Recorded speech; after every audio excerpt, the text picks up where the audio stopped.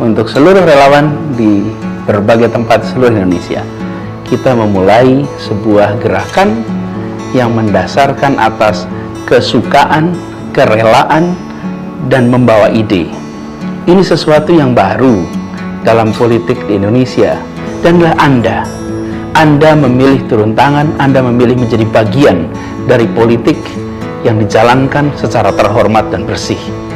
Ini adalah pilihan bersejarah. Saya selalu mengatakan kenapa bersejarah, karena suatu saat nanti kita akan bisa berkata bahwa di saat Indonesia penuh dengan masalah, di saat politik penuh dengan uang, saya adalah bagian dari proses politik yang bersih, yang tak bisa dirupiahkan, tak bisa diturunkan nilainya. Ini adalah harga diri kita, dan itu kita jaga. Perjalanan kita ini gemerlap karena kristal keringat orang-orang yang tulus, kristal keringat orang-orang yang bekerja sepenuh hati, dan ini menjadi gemilang dalam catatan sejarah kita, baik catatan pribadi kita semua ataupun catatan politik di Indonesia. Kalau kita melewati sebuah rute baru, kita akan meninggalkan jejak. Tapi bila rute itu dilewati terus-menerus, maka itu akan menjadi jalan. Karena itu kita berbesar apa yang kita lakukan. Kita dorong orang-orang baik untuk masuk ke politik.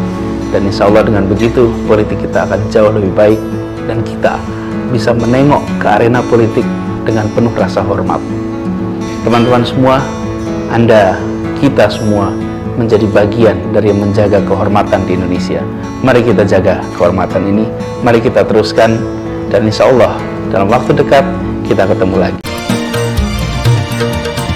Mari saudaraku sebangsa, setanah air Indonesia, bersatulah kita semua, jangan mau dipecah belah. Kita sesama anak bangsa, jangan mau diadu domba. Sadarlah kita bersaudara, mari satukan kekuatan untuk melawan kezaliman. Yo ayo, yo ayo,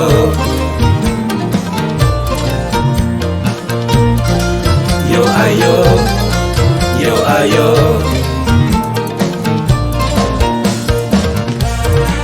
Marilah kita bersatu untuk melawan kezaliman.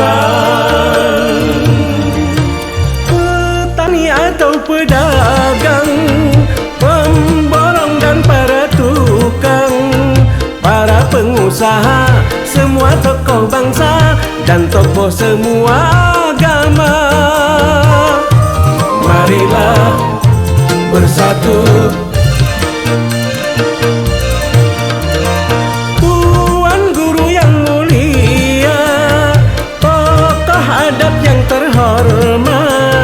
Apapun sukunya, juga golongannya, kita tetap saudara sebangsa. Bangkit bersatulah kini, selamatkan NKRI dari cengkraman oligarki dan para pengkhianat bangsa yang ingin terus berkuasa. Mari kita dukung bersama tokoh yang dapat menyatukan, cerdas, tegas, berani, amanah. Beliaulah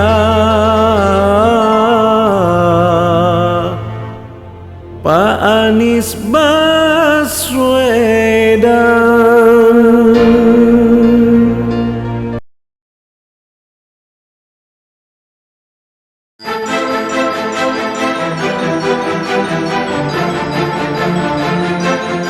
Oligarki ketakutan bila Anies Baswedan jadi presiden. Kenapa takut kalau Anies jadi presiden? Karena bisnis oligarki terancam. Simpel cara membuktikan jawaban ini. Selama Anies menjadi gubernur DKI, adakah kerugian negara akibat kebijakan Anies? Enggak ada. Selama Anies menjadi gubernur, adakah kerugian oligarki atas kebijakan Anies? Banyak. Anda ingat pulau reklamasi yang disegel? Anda ingat Alexis yang ditutup? Anda ingat kepengurusan apartemen yang diambil dari pengembang dan diserahkan ke penghuni, yang notabene rakyat kecil. Anda ingat air bersih yang diambil oleh PT Pamjaya dari penguasaan oligarki selama puluhan tahun, kemudian disubsidikan hingga 80% ke rakyat? Itu semua untuk siapa? Tentu untuk rakyat. Tentu, itu merugikan oligarki. Anies pasang badan dan ambil risiko. Anies harus berhadap-hadapan langsung dengan mereka. Anies harus menghadapi pihak-pihak yang punya komitmen dengan mereka. Demi siapa? Demi Anda yang masih sadar sebagai rakyat. Sekali lagi, ini bukan tentang Anies. Ini tentang siapa yang masih peduli terhadap negara ini. Tentang siapa yang berani ambil risiko untuk menghadapi siapa saja yang berupaya merusak dan membahayakan negara ini. Ini soal patriotisme dan nasionalisme. Ini soal keberpihakan siapa kepada siapa. Kalau mau aman, Anies akan lebih aman jika mau terima kompromi dengan mereka.